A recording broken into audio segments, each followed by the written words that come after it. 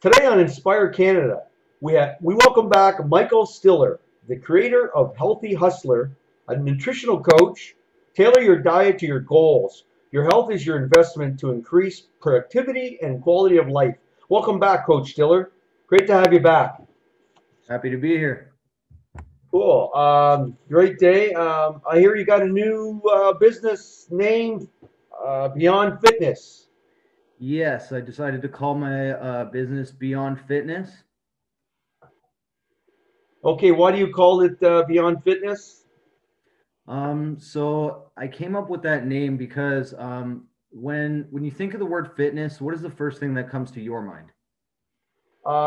Dieting, health, wellness, well-being. Yeah, most people when they hear the word fitness, the first thing that really comes to their mind is like diet, exercise, and weight loss are probably the most common terms associated with the word fitness. So I called my business Beyond Fitness in quotations because I take my clients beyond what we consider fitness, like beyond just the exercise and the diet. We focus on things like sleep, mental health, cognitive function, energy, focus, all that kind of fun stuff, right? I do still do like I still offer workout plans. We still go into nutrition, obviously. We still go into those areas, but I just want to focus on a holistic approach, right? Right. Name some macronutrients. The three main nutrients: So the carbs, macro, fats, proteins. yeah, carbs, fats, and proteins are the three main macronutrients. Okay, we need what? We need water as hydration. We need magnesium, potassium, iron, calcium, vitamins A to K. And I've been researching eggs as the healthiest food next to fish. Fish and eggs, high in protein and macronutrients, very good for you. With their Absolutely. healthy fats, and we want to stick to whole foods. 80 to 90% of the time is whole foods, sticking to steamed vegetables or raw vegetables and fruits and vegetables at their raw stages to give the most beneficial um, factor of nutrition. Yeah, many of the vegetables, if you cook them, especially at high heats, it does take some of the nutrients out of them. It is still okay to cook vegetables. One of the main things you want to do is make sure you're cooking them with the right oils. If you're cooking them, I'd say coconut oil is probably the best for cooking. Um, you definitely don't want to use vegetable oils. Olive oil is great. Avocado oil, those are good oils to cook your food in. And vegetable oil is very bad, right? Yeah, it's not good. No. Yeah, it has a really bad reaction when you add heat to it. Right. What else can you add to as far as fitness and wellness and nutrition? You can add a lot of things. So sleep is probably one of the most important things for our body. We need to re-energize ourselves. Our sleep kind of when we go to sleep, our body and brain kind of get cleansed through our sleep. It's probably one of the most important things I'd say for sure. Sleep, meditation, and how you sleep, right? Is shut down everything half an hour prior to sleep and just meditate and focus on your next day. Yeah, the power down hour is super important. The blue light from our screens definitely affects our sleep for sure. Um, and then just having those things like if you're on social media, it's just your mind, all the things that are going on in your mind. It's really good to meditate before bed, um, just to kind of clear your mind, just so that your mind's not racing. A lot of people, when they try to sleep at night, their mind's racing. Another thing you could do is a brain dump. That's where you just write down like all your plans for the future. So like what you're going to do the next day, anything that you have on your mind, so you're not anxious about what's going to happen in your future. A lot of people, their minds racing at night and they're thinking about, okay, I have to do this, I have to do that, what's going to happen with this. If you just do a mind dump where you just write down all those things, then you know that you have a plan for those things, and it takes away some of the anxiety around them. So you're focusing on your small vision board or what you're writing on to pretty much, work on your day the next day, right? Yeah, it's just, well, for one thing, yeah. So that way, when you do that, you plan it out at night. You already have your next day planned, and that's gonna already set the pace for your next day. But even before that, just getting those things off of your mind to just lose the anxiety around them. Right. So, what about meditating? Yeah, meditating is great. Um, it's good. So a guided meditation is usually good at night, very relaxed, calm breathing. I also like to do meditating in the morning, but I use a different style of meditation in the morning because a lot of the guided ones are like slow, relaxed breathing, and that kind of calms you down and kind of puts you to sleep at night, right? Um, I like to do a more like a Wim Hof style breathing. So like in the morning because that's going to give you more energy. Those stronger breaths are going to give you more energy for the day. And the other benefit is for your focus throughout the day.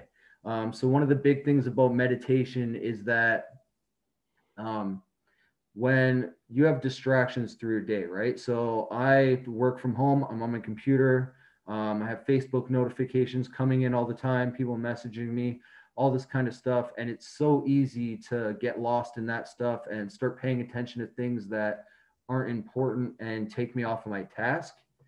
Um, but when you're practicing the meditation, what you're doing is you keep bringing, when your mind wanders in, say, a guided meditation, right? When your mind wanders, the guide is explaining to, part of the point of meditation is to take your mind, when your mind wanders, to catch your mind wandering and bring it back um, to your breathing and your senses.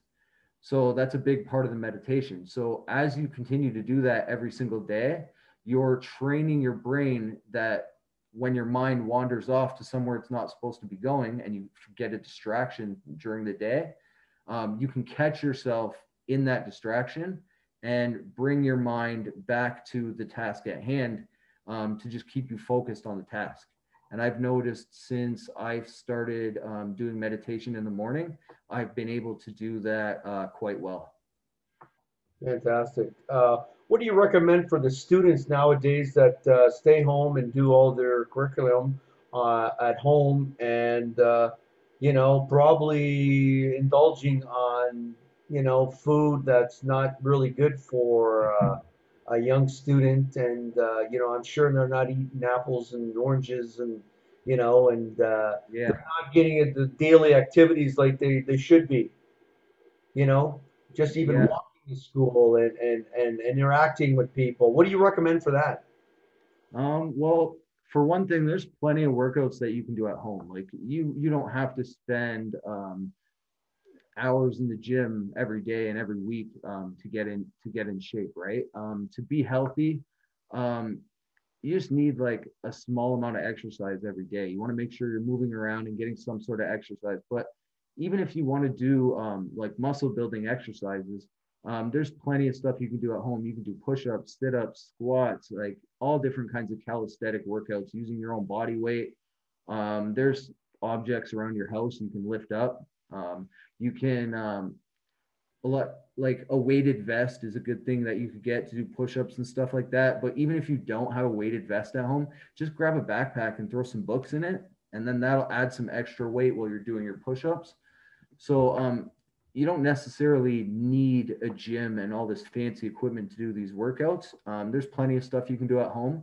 One thing I recommend as well, though, is to find something you actually enjoy doing. There's plenty of activities you can do. Like if you don't like working out and you're going through these grueling workouts every day and you hate it, you're more likely to stop doing it at some point, and it's going to be a lot harder to stick to it. Whereas if you enjoy playing tennis, then you go play tennis every day.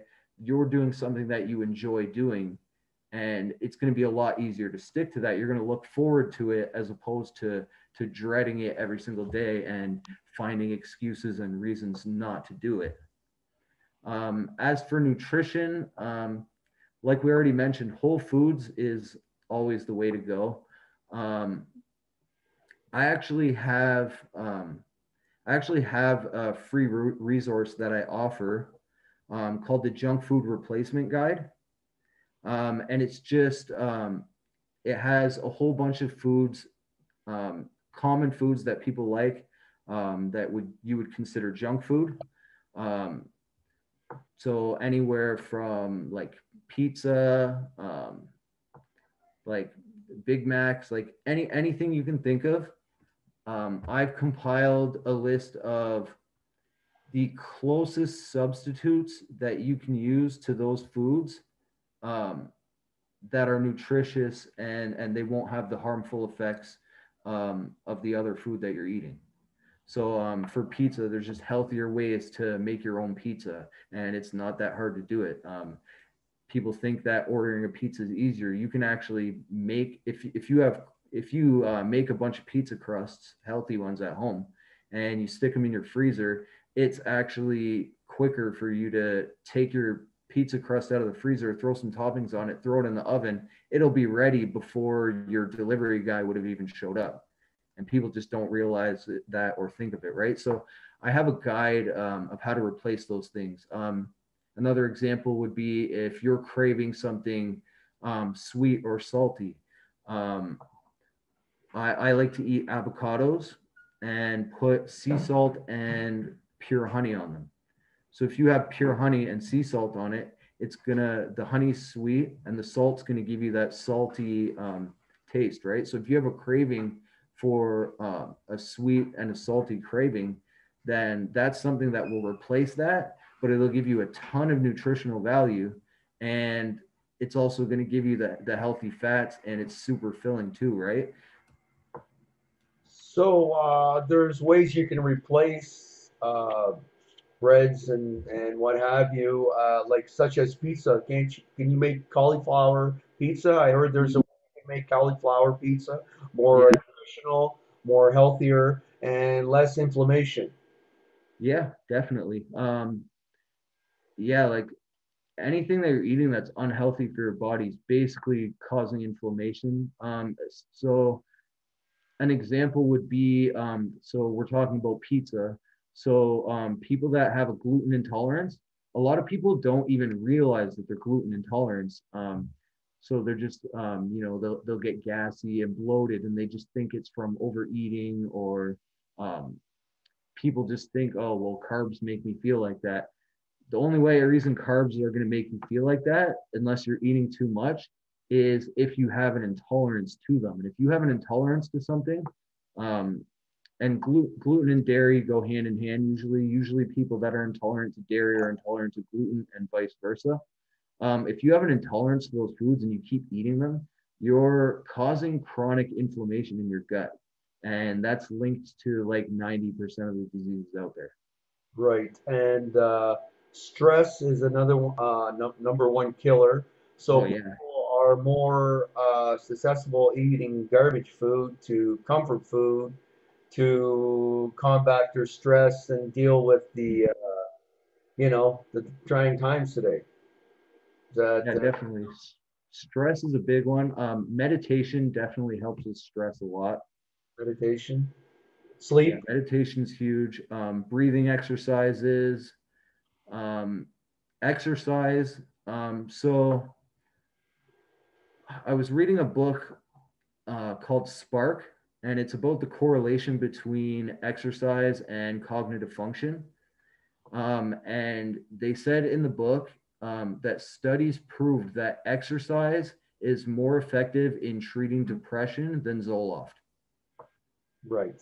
So exercise is more effective in treating depression than a lot of the depression medications out there.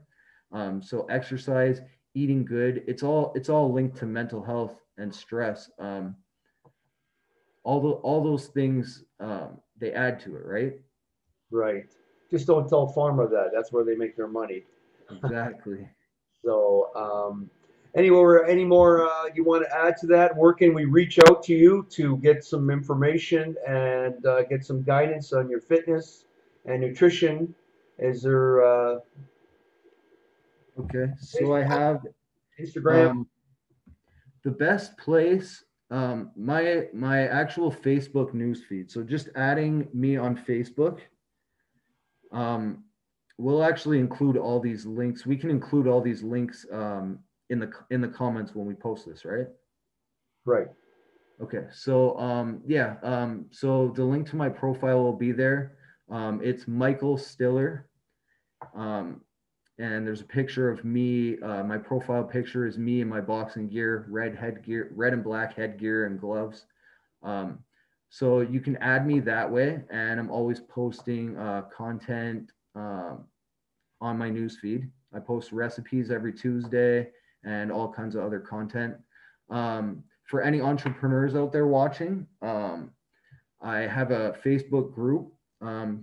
It's a health and fitness based Facebook group specifically for entrepreneurs, just to help you prioritize your health, learn how to get the most bang for your buck when it comes to exercise and nutrition, and how to increase productivity, focus, um, and all of that, even and just how it works into your busy lifestyle, right? Right. So joining my group, the Healthy Hustler, my Facebook profile.